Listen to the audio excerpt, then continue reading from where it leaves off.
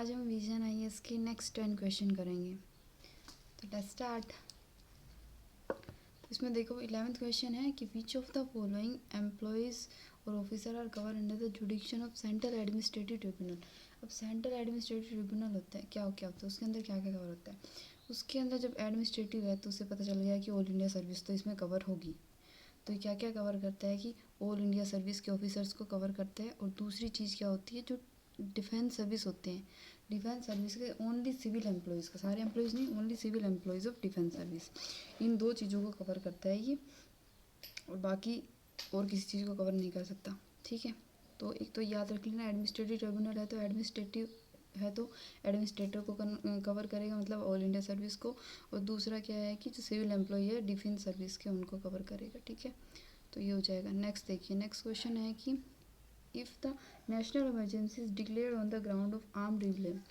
अब देखिए national emergency में होता है तो उस केस में कौन से आर्टिकल सस्पेंड होंगे, ये बात है इसमें। तो सबसे पहले ये चीज़ तो मैंने याद ही रख लेनी है कि जब आर्म रिबेलियन होता है तो उस केस में आर्टिकल जो 19 होता है वो सस्पेंड नहीं होता कभी भी। ठीक है, तो फर्स्ट वाला तो पहले ही सबसे पहले रॉन्ग हो गया, आर्टिकल 19 सस्पेंड नहीं होता। और जो आर्टिकल 19 है वो हम आर्टिकल 358 के अकॉर्डिंग लगाते हैं। तो उसमें क्या होता है कि जो एक्सटर्नल एग्रेशन होता है या फिर कोई भी नेशनल इमरजेंसी के केस में, तो उस केस में आर्टिकल 19 होता है वो सस्पेंड हो जाता है। बट आर्म रिबेलियन होता है तो उस केस में 19 सस्पेंड कभी भी नहीं होता। ठीक है, और अगर बाकी अगर एक्सटर्नल एग्रेशन हो तो उस केस के अंदर क्या होता है, ऑटोमेटिकली सस्पेंड हो जाता है ये। ठीक है, इसको करने की ज़रूरत नहीं पड़ती। और दूसरा क्या होता है कि जो आर्टिकल 20 और 21 है वो आर्टिकल कभी भी सस्पेंड नहीं होते नेशनल इमरजेंसी केस में। 20 और 21 लाइफ और लिबर्टी और कन्विक्शन ऑफ ऑफेंस वाला, ये दोनों आर्टिकल कभी भी सस्पेंड नहीं होते। ठीक है, तो इसमें नेक्स्ट में बता रखा है कि और एक ये होता है कि जो प्रेसिडेंट होता है वो ऑर्डर पास करता है कि जो एनफोर्समेंट है फंडामेंटल राइट्स का उनको सस्पेंड कर दिया जाए। फंडामेंटल राइट बिल्कुल ख़त्म नहीं होते, बस उनका एनफोर्समेंट होता है वो सस्पेंड हो जाता है। तो इसमें यही बोला हुआ है कि president can suspend right to move to court the enforcement of fundamental right. तो प्रेसिडेंट सस्पेंड कर सकता है, मैंने अभी बताया। नेक्स्ट बता रखा है, जो मैंने बताया था आर्टिकल 20 और 21 सस्पेंड होता है। इसमें 21 और 22 दे रखा है, 22 नहीं होता, 21 होता है, तो ये देख लीजिए। तो ये ऑप्शन भी रॉन्ग हो जाएगा। ठीक है, नेक्स्ट देखिए, नेक्स्ट बता रखा है right to contest election in a panchayat in India is a. जो पंचायत के लिए इलेक्शन कंटेस्ट करना, अब सबसे पहले देखो जो राइट टू हमारा पंचायत के लिए जो इलेक्शन कंटेस्ट करना है वो हमारा कौन सा राइट होता है, कॉन्स्टिट्यूशनल राइट होता है। क्योंकि पंचायत की क्योंकि गवर्नमेंट के 3 टायर्स होते हैं तो 3rd टायर में आता है ये। ठीक है, तो सबसे लोवेस्ट लेवल पंचायती राज ही होते हैं, तो ये कॉन्स्टिट्यूशनल राइट है। ठीक है, और एक अगर ये इसके जगह ये पूछा जाता है कि राइट टू कॉन्टेस्ट इलेक्शन, सिर्फ पंचायती राज नहीं होता, शायद ओनली कॉन्टेस्ट इलेक्शन होता, तो ये हमारा एक स्टैट्यूटरी राइट है, कॉन्स्टिट्यूशनल राइट नहीं है, एक स्टैट्यूटरी राइट है, एक लॉ से लाया गया है। ठीक है, एक एक्ट के अकॉर्डिंग लाया गया है। ठीक है, तो ये आपको याद रखना है। नेक्स्ट देखिए, नेक्स्ट में बोला हुआ है कि which of the following are the characteristic of parliamentary form of government of India. अब पार्लियामेंट्री फॉर्म ऑफ गवर्नमेंट है उसकी क्या क्या कैरेक्टरिस्टिक है। पार्लियामेंट्री फॉर्म ऑफ गवर्नमेंट है, जब इंडिया कहाँ से लिए, पहले तो पार्लियामेंट्री फॉर्म ये ब्रिटिश गवर्नमेंट से लिए। ठीक है, ब्रिटेन से। पार्लियामेंट्री फॉर्म ऑफ गवर्नमेंट की क्या क्या चीज़ें होती है, एक तो होता है उसमें देखो रियल और नॉमिनल एग्जीक्यूटिव होते हैं। जैसे अब क्या है, रियल एग्जीक्यूटिव कौन है हमारा, रियल एग्जीक्यूटिव है हमारा पीएम, जो प्रधानमंत्री है वो। और जो नॉमिनल एग्जीक्यूटिव हमारे प्रेसिडेंट है। ठीक है, तो सबसे पहले तो ये चीज़ होती है, तो ये ऑप्शन बिल्कुल करेक्ट हो जाएगा। सेकंड क्या होती है कि जो पार्लियामेंट है उसकी सोवरेनिटी नहीं होती, ये याद रख लेना। पार्लियामेंट गवर्नमेंट में पार्लियामेंट की कभी भी सोवरेनिटी होती है, इंडिया में सोवरेनिटी किसकी होती है, सुप्रीम कोर्ट की। सुप्रीम कोर्ट से ऊपर कुछ भी नहीं है, तो उस पार्लियामेंट की सोवरेनिटी नहीं होती। थर्ड होता है कलेक्टिव रिस्पॉन्सिबिलिटी, एग्जीक्यूटिव की रिस्पॉन्सिबिलिटी, एग्जीक्यूटिव की किसके लिए रिस्पॉन्सिबल होता है एग्जीक्यूटिव, लेजिस्लेचर के लिए। ठीक है, और क्या होता है, मेजोरिटी पार्टी का रूल होता है, जो पीएम होता है वो हेड होता है, वो स्टेट में चीफ मिनिस्टर हेड होता है। और क्या होता है, जो लोग होती है वो डिजोल्व हो जाती है। ये सब हमारे पार्लियामेंट्री फॉर्म ऑफ गवर्नमेंट के टाइप पार्ट होते हैं। ठीक है, और जो सुपरमेसी का अगर पूछा जाए इंडिया में कभी भी, तो उसमें जुडिशरी सुप्रीम होती है सबसे ऊपर। ठीक है, उससे ऊपर कोई भी नहीं है। कॉन्स्टिट्यूशन सुप्रीम है सबसे पहले, और कॉन्स्टिट्यूशन में क्या है, जुडिशरी। नेक्स्ट देखिए, consider the following statement regarding election commission. अभी इसमें बता रखा है इलेक्शन कमीशन के रिगार्डिंग हमें बतानी है। तो इलेक्शन कमीशन के लिए क्या बता रखा है कि इलेक्शन कमीशन क्या है हमारा, the constitution has prescribe qualification and terms of member of election commission. अब कॉन्स्टिट्यूशन ने प्रिस्क्राइब किया हुआ, इसने ये कह रहा है, बट कॉन्स्टिट्यूशन में कहीं भी इलेक्शन कमीशन के क्वालिफिकेशन और टर्म्स के बारे में कुछ भी प्रिस्क्रिप्शन नहीं है। उसकी वो प्रेसिडेंट बस उनको अपॉइंट करते हैं और बस इससे ज़्यादा कुछ भी नहीं है। तो कहीं भी ये प्रिस्क्राइब नहीं है, तो ये गलत रॉन्ग हो जाएगा। Retiring election commission are debarred from any further appointment. अब इसने कहा कि जो रिटायरमेंट के बाद है जो इलेक्शन कमीशन है वो फर्दर अपॉइंटमेंट नहीं ले सकते, पर वो ले सकते हैं, इलेक्शन कमीशन ले सकते हैं। बस जो हमारा जो होता है, जो अटॉर्नी जनरल होते हैं वो नहीं ले पाते, ठीक है, सुप्रीम कोर्ट वाले ये सब ये ले सकते हैं, इलेक्शन कमीशन ले सकते हैं। फर्दर अपॉइंटमेंट इनके लिए कोई डिमांड नहीं है सर्विस से, ठीक है।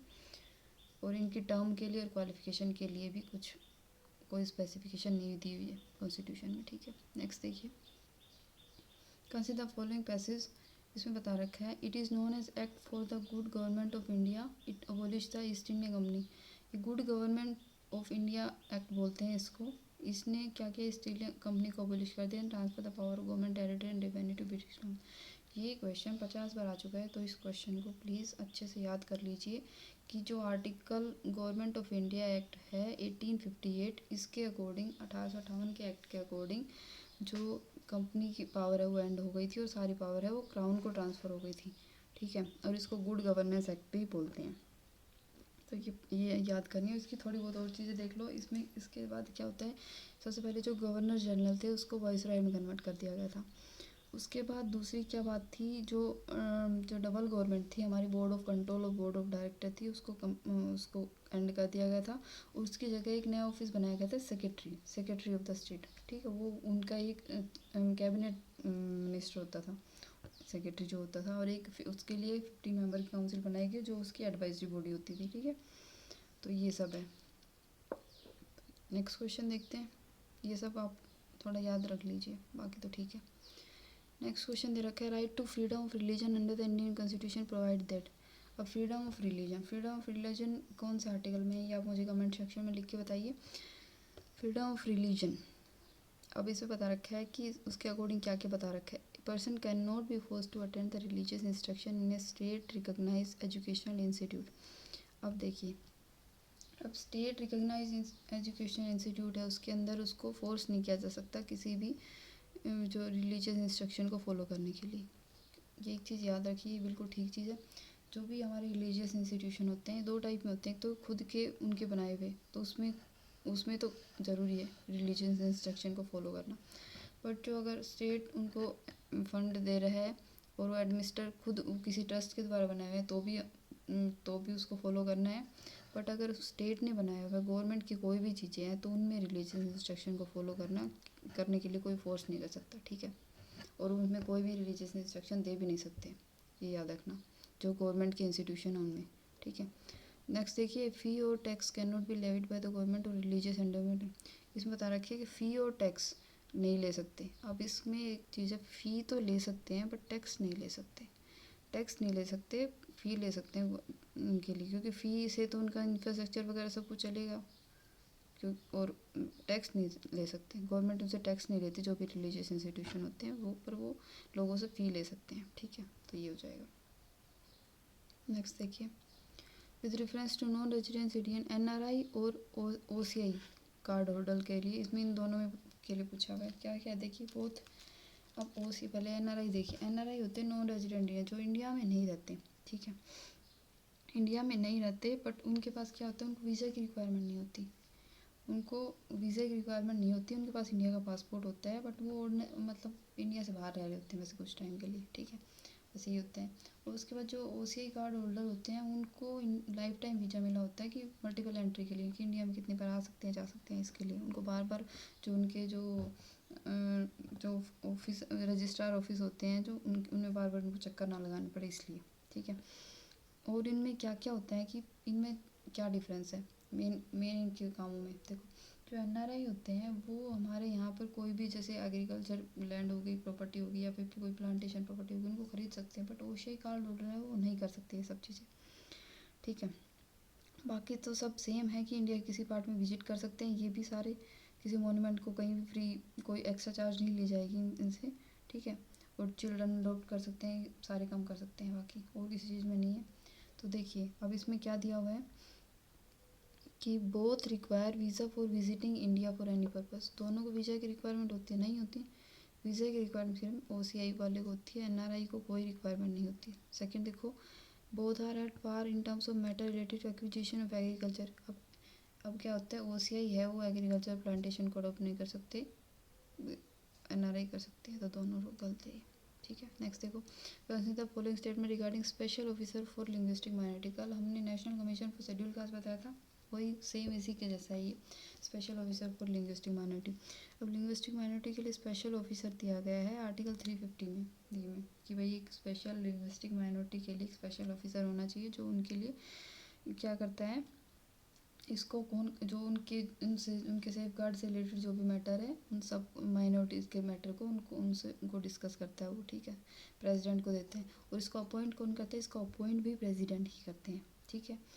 और क्या करता है कि ये प्रेसिडेंट को अपने रिपोर्ट देते हैं, फिर प्रेसिडेंट क्या होता है पार्लियामेंट में देते हैं और जो रिस्पेक्टिव स्टेट होते हैं जिस स्टेट की माइनॉरिटीज़ की बात हो रही है उसको भी देते हैं, ठीक है। उसके बाद कोई डिसीजन लिया जाता है उनसे रिलेटेड जो भी देना हो, ठीक है। उसके बाद इस जो ये लिंग्विस्टिक माइनॉरिटी वाला ऑफिसर है और शेड्यूल कास्ट वाले ऑफिसर, इनके लिए इनकी कोई जो इलेक्शन कमीशन है जैसे ऐसे ही इनकी लिंग्विस्टिक माइनॉरिटी वाले की इनकी कोई टर्म्स एंड कंडीशन नहीं है कि भाई इनकी सैलरी टेन्योर क्वालिफिकेशन वगैरह क्या होगी, इनका कोई नहीं है बस ये, ठीक है। ये प्रेसिडेंट इनको अपनी मर्जी से अपॉइंट करते हैं और रिमूव कर सकते हैं, ठीक है। तब देख लीजिए, constitution provide for office of special officer for linguistic minority in each state. अब इसने बोला है कि कॉन्स्टिट्यूशन प्रोवाइड करता है। अब ये कॉन्स्टिट्यूशन बताता है कि बता रखा है कि कॉन्स्टिट्यूशन प्रोवाइड नहीं करते, इसको प्रेसिडेंट अपॉइंट करते हैं। कॉन्स्टिट्यूशन में कहीं नहीं लिखा हुआ, बस उसको प्रेसिडेंट अपॉइंट करते हैं, तो ये गलत हो गया। ऐसे ही इलेक्शन कमीशन का भी कॉन्स्टिट्यूशन में कुछ नहीं लिखा हुआ, बट ये है कि उसको प्रेसिडेंट अपॉइंट करते हैं, तो ये रॉन्ग हो जाएगा। Only person having experience of more than 10 year in the field of minority, इसमें कोई भी इसके क्वालिफिकेशन के बारे में पूछ दिया है वही नहीं है, तो ये भी रॉन्ग हो जाएगा। नेक्स्ट देखिए, नेक्स्ट में बताया हुआ है कि the expression union of India under the article 1 of Indian constitution include the following. अब यूनियन ऑफ इंडिया में क्या क्या आते हैं, अब देखिए दो चीज़ें होती है, तो यूनियन ऑफ इंडिया होती है, एक टेरिटरी ऑफ स्टेट होता है, ठीक है। अब यूनियन ऑफ इंडिया और टेरिटरी ऑफ इंडिया, इन दोनों चीज़ों में क्या डिफरेंस है। यूनियन ऑफ इंडिया के अंदर तो आते हैं सिर्फ स्टेट्स, और जो अगर टेरिटरी की बात आती है तो स्टेट भी आ गई, यूनियन टेरिटरी भी आ गई, और जो टेरिटरी जो इंडिया ने एक्वायर की है या फ्यूचर में एक्वायर करेगी वो सारी टेरिटरी आ जाती है इसमें। तो अब इसमें देख लीजिए क्या क्या बता रखा है। यूनियन ऑफ इंडिया के अंदर सिर्फ क्या आता है, टेरिटरी ऑफ स्टेट आता है, बाकी तो कोई आएंगे नहीं, तो देखने की ज़रूरत भी नहीं है, ठीक है।